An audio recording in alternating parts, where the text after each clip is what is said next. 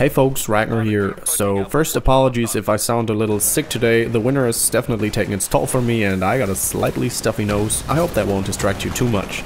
In this video I want to talk about video game genres, the way we use them and where the system we incorporate at the moment is debatable and in need of improvement.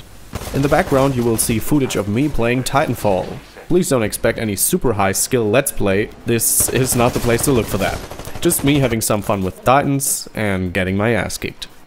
But talking about Titanfall, if somebody would ask you what is the genre of Titanfall, you'd probably say it's a first-person multiplayer shooter. And I guess that pretty much nails the core mechanics of the game. And in this case, I mean the real core mechanics, because Titanfall, like a lot of games nowadays, combines typical mechanics of different genres and incorporates new elements that are not traditionally used in first-person shooters. Most prominently the RPG elements, the leveling up and unlocking of new items, outfits, weapons, armor, the overall Skinner boxing of the player character is a role-playing game typical mechanic. And ever since the first Modern Warfare, almost no multiplayer game comes without some kind of meta RPG system that is supposed to prolongate the engagement of the player. And you can see that trend in lots of other games too. Genres get mixed to create new kind of meta genres. Doom is a first-person shooter, period. Mass Effect is a third-person shooter, action-adventure, role-playing game, and sometimes the results seem like the designers just loved a few different genres and wanted them all to be in their game, which is, by the way, something you should never do when you design a game. Combining genres should only be considered when all the interwoven mechanics underline the core engagement of the game. It's almost always a bad idea to go ahead and say, hey, what if we implemented an RPG system so players will play our game longer?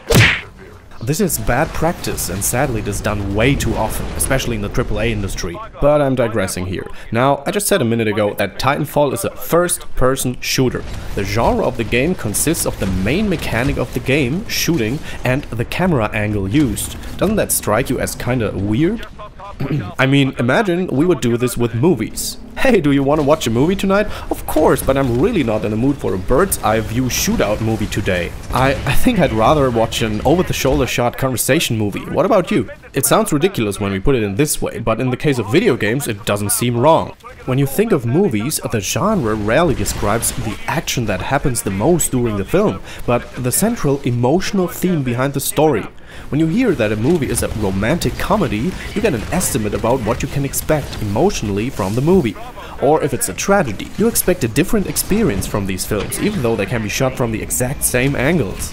The genres we use to categorize video games with were all created at least 20 years ago, and most of these are still in use and haven't changed fundamentally since then. And we created them to primarily describe the gameplay and not the story or the emotional reasons we choose to play them. But the medium of video games has evolved so much in the last 2 decades, and in some cases this system doesn't really work anymore.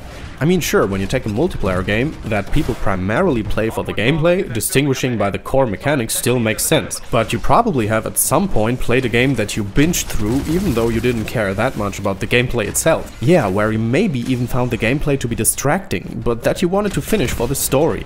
Take again Mass Effect. It absolutely qualifies as a third-person cover shooter, but the whole RPG style and storytelling made lots of more role-playing oriented players that otherwise don't enjoy action games that much enjoyed a lot, while more shooter-oriented players were put off by the story-heavy presentation of the game.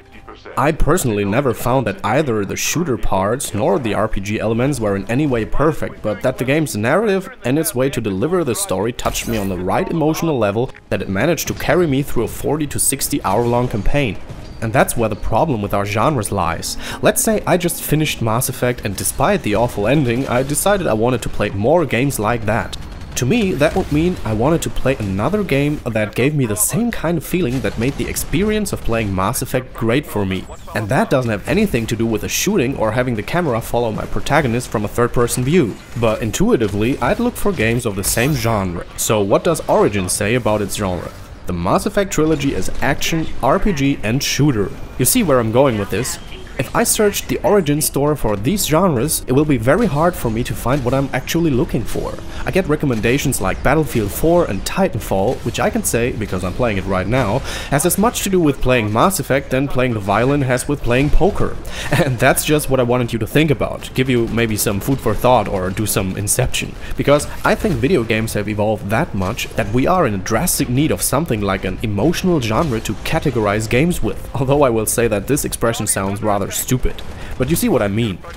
Now, for the record, I want to say that I really like where Steam is going at the moment. A few months ago, they overhauled their entire storefront, and the main focus was to make it easier to search for games that you are looking for. This works mainly through tags that get set by the users. It's a collective intelligence concept and therefore a learning system. So when I look at the tags that Mass Effect received by the users over time, I see stuff like story-rich, space, cinematic, choice matters, romance, and other tags that describe different core strengths of the game. What I can do now is narrow these tags down to the aspects of the game that I mostly enjoyed and that I'm looking for in future games to play. Now, let's say I choose story-rich, cinematic, romance, and choices matter and search for games that have similar tags. The first suggestion I get is a Dragon Age Origins, and that's definitely a lot closer to what I was looking for than Titanfall.